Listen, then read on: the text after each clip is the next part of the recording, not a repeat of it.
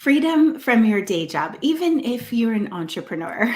Hello, everyone. My name is Tessa, and I'm a marketing strategist. And we have Kai all day over there.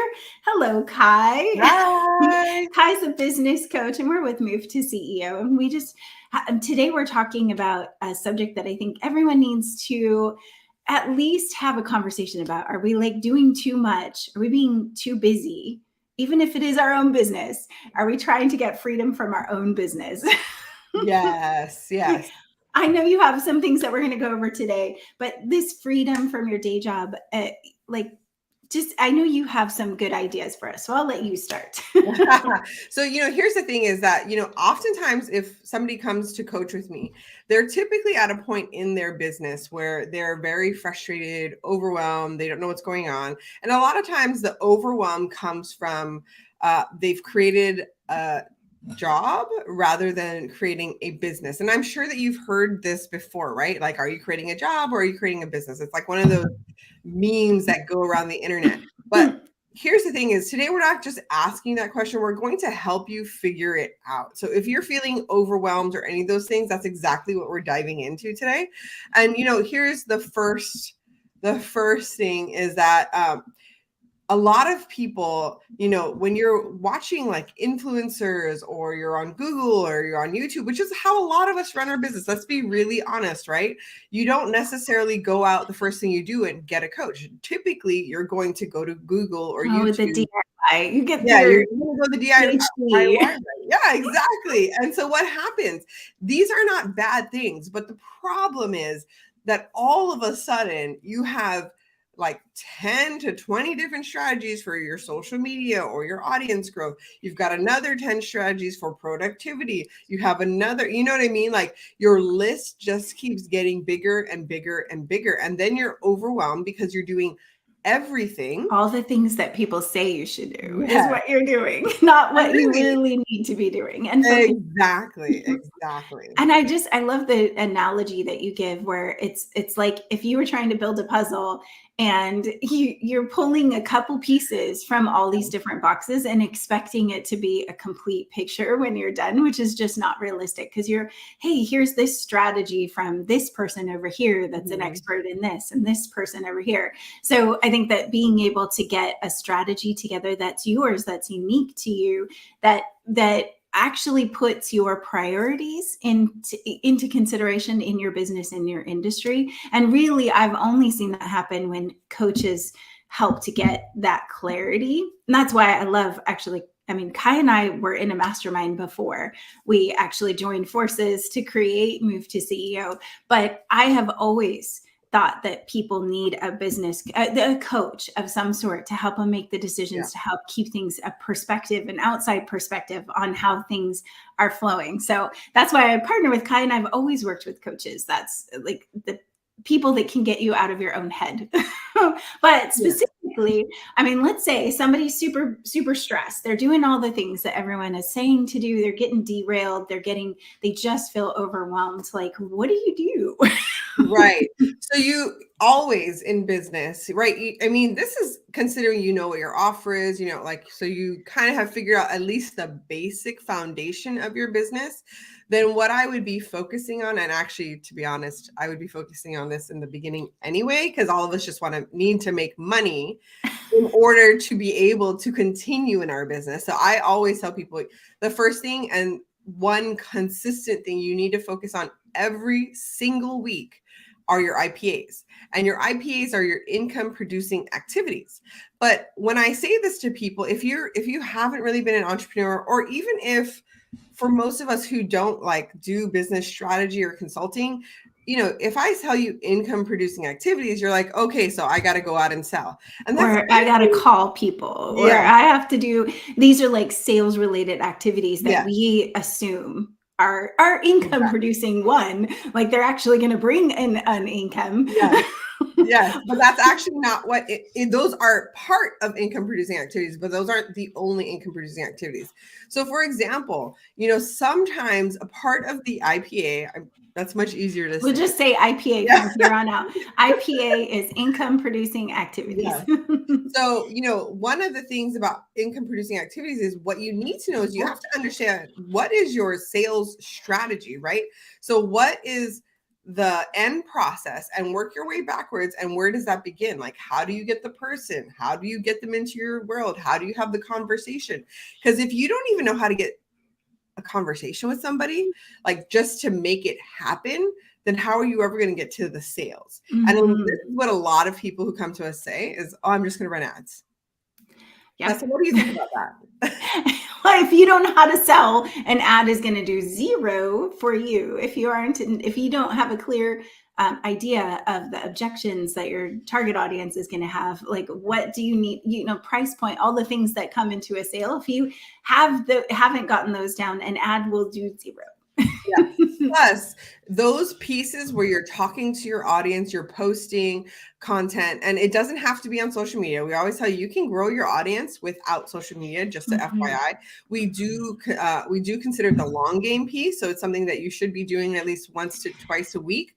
And I would say it's not even, we should actually not even call it social media because it is just valuable content and how you're delivering it is just social media. So you have to have valuable content to be able to, get people to say yes to buying. So I think there's a misconception where you're going to have to try to get people to not think of social media just as like, this is what we're doing. We're actually creating valuable content, and we can put that anywhere we want, in an ad, in in an email, through LinkedIn. We can put it anywhere we want. So we just have, let's say, content, valuable content, people.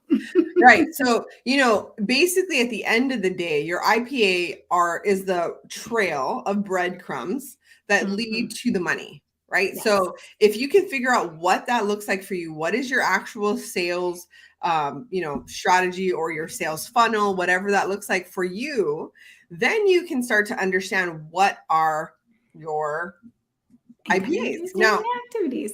Here's what people will say to me, I don't know what it is. So how do you actually figure out your IPAs and your to-do list, right? And in actuality, they are rooted in the same thing. And I'm pretty sure nobody's going to be surprised when I tell you that it is strategy. And here's why. So just hear me out, because you can get so much from this.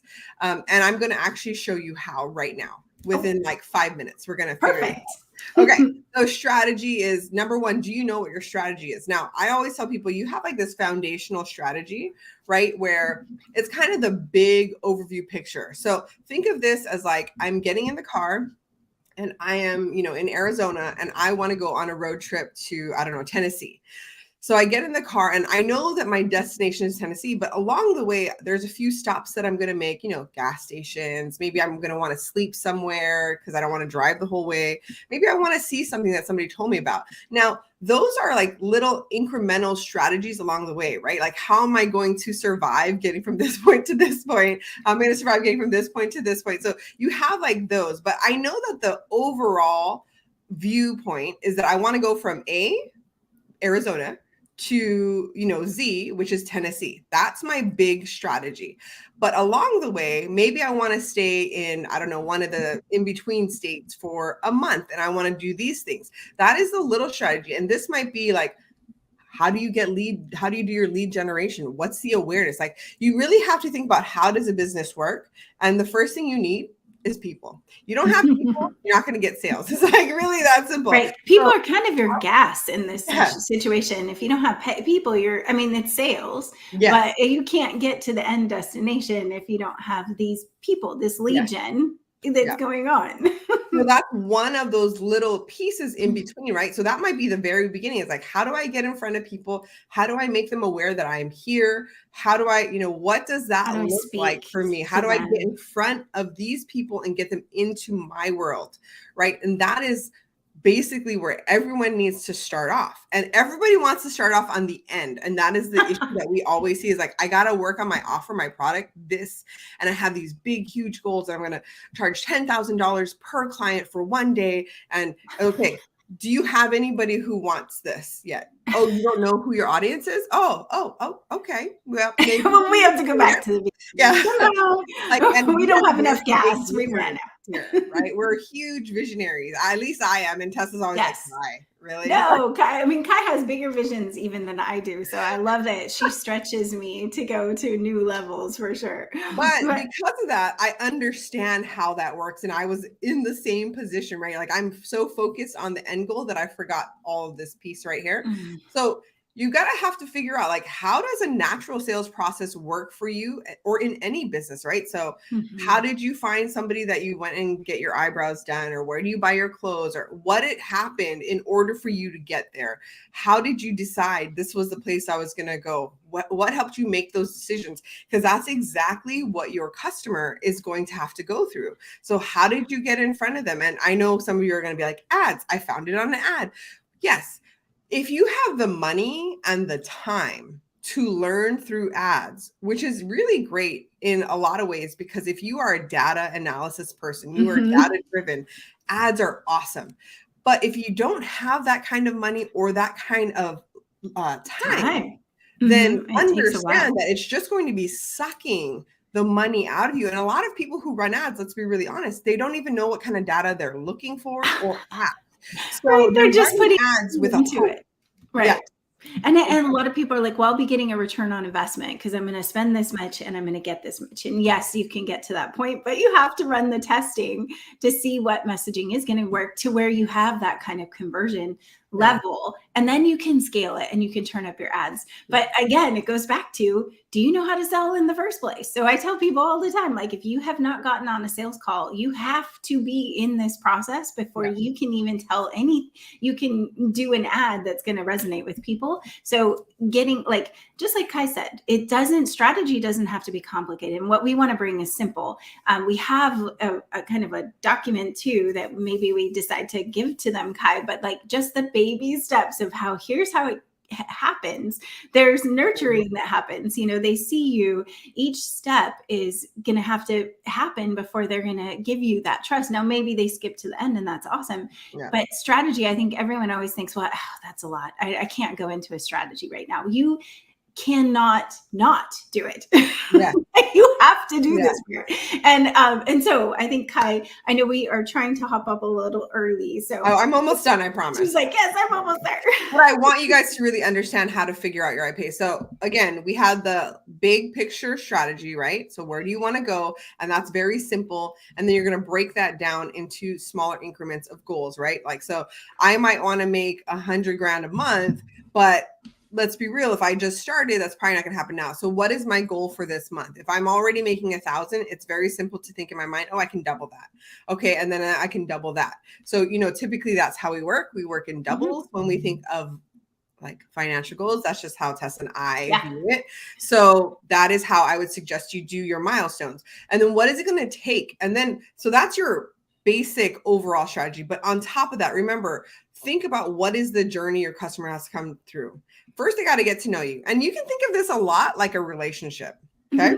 If you think of it like a relationship and then you apply it to your business, you're going to get it. So how did you meet the person that you're with, right? Like first you guys had to meet somehow. Either somebody talked about them, you saw them on Facebook and they're a friend of a friend, whatever that is. How did you get to know them, or how did you even find out about them? Then how did you get to know them, and how did you cultivate that relationship? Then how did you guys get to the point where, okay, we're at a serious point now where we want to get engaged and we want to explore this next level and It's exactly like 100%. We call it hello to how much. Yeah. Right. So hello is getting in front of them. So if you think of it from that perspective, right, you're going to meet them, you're going to date them, they're going to court you, hopefully in that dating. Then you're going to maybe get engaged. Then you're going to have get married, right? If you think of your business in that perspective, that is how you are also building out your strategies.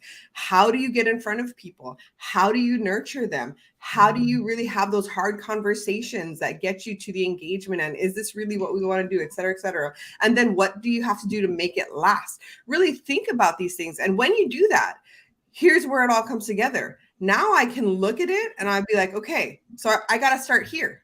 Obviously, right? I got to start here. And yes, there are certain things you can do, you can work on, and that's okay. But when I think of what are my IPAs and what are my to-do lists, I'm only focused on this piece. So when I sit down, I'm not doing all the strategies everyone's telling me to do. This is what I'm working on right here. So if lead generation and getting in front of people is my number one problem right now, because I don't have anyone to sell to, nobody is converting, which means I have the wrong audience. I got to figure this piece out. Right. Boom. Absolutely. That's an IPA. It's an income producing activity because, and so it's not just get on a sales call. It's figuring yourself out a lot of the time. An income producing activity is what's going to lead to the money. So if you have a giant gap in your step ladder up to from hello to how much, then that is costing you money right now. Yes. That's it. And that's it. Well, you just created your strategy. Now you figured out your IPA, and that's where your IPA and your to-do list should be coming from. Yes. Okay. Yes. And that's the majority of what you should be working on. Yes, you may have long range things that you're working on. You're figuring it out along the way, but those should not be taking up all of your time if you don't even have this piece yet. Yes, absolutely. And I just want to, I want to tease you guys with our hello to how much. So I am going to show you just a quick little snippet. Oh, yep. It's not going to work. You don't get it. It's thinking about presenting right now for some reason. Okay. Now it is. All right. So there is a method to our madness. I just want to share this with you guys. If you want the hello to how much, let us know in the chat and we'll send it over to you because it is awesome. This is wait, hold on there. Okay. Hello to how much. And this is just little notes that you can put your own information on. I just am picking a random screen in it. But this is this hello, get attention. Can I get your number? A lead magnet. Let's get a coffee, mini offer. Let's hang out. Big time, bigger time commitment and money commitment. How much do you love me? So if you guys want this, put in the chat, hello to how much, and we'll get it over to you. Yep. Awesome. Hope that this helped you guys. Yes, I think so. I mean, it helps when you know that you don't have to just be selling because a lot of people have resistance to sales. But don't ignore the fact that you still have to sell. Yes. But here's the thing is that beginning piece when you're doing it, like right now, if you're looking at your to-do list and you're feeling overwhelmed, I would ask you how much of that actually is going to finally lead to your strategy and how much of it, because a lot of people, what people do is they skip the audience growth piece because they're not comfortable with it. I don't really know what to say. I don't know what I'm going to, and unfortunately, that's actually where you learn it. You're not learning it once you get to the sale. You're learning it here because what you don't want to do is bring somebody through this whole process. You get to the sale and it falls flat. That means you didn't do your research in your lead gen piece where you didn't really talk to your people to get to know how do they speak? What is it that they're saying they need? What is the problems that you need to address? Because when you get to sales, you want to already be addressing those things. You already want them to have thought about this before they even got into the sales call, right? And so, but you have to start here, and a lot of us ignore this because it's uncomfortable. And I would tell you as an entrepreneur, if you don't want to be weighed down by, not making money or being afraid all the time, which I totally 100% understand, you really need to focus on your customer because they're going to tell you so much more about your business than you can even imagine. Like I can imagine what you want. It doesn't mean that's really what you want. Yeah. And it's a variety of people, right? This person might want it this way. This person wants it this way. So I think this could become a part 2, part 3, because I love the productivity side and Kai's very good at breaking it down and making this into here's how I get to have a day that's not just chaos. So if you haven't already, hit the reminder bell or follow our channel, subscribe so that you get more tips, and we will bring you more on these productivity tips on specifically IPAs and sales. But lead generation is kind of where our specialty is because that's where everything comes from. If you don't have the money, you can't do anything without the sales. So and I want to just dispel one myth before and it's actually about Tessa. So a lot of people come to Tessa for social media, which I think is hilarious. And we laugh about this all the time. And the reality is because most people, that's what you're seeing, right? Is, I got to talk about this and I got to be on social media to get customers. Tessa's been in business for almost 3 decades. And then I want you to go look at her social media.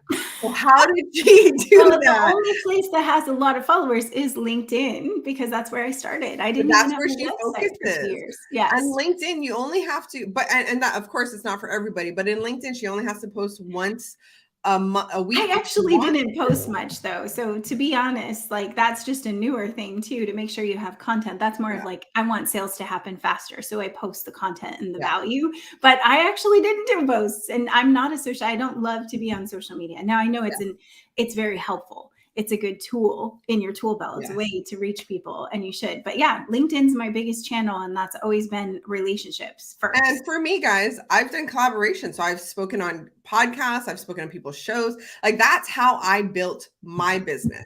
And so you got to dispel the myth of like, I have to do social media. If you want to do social media, 100%.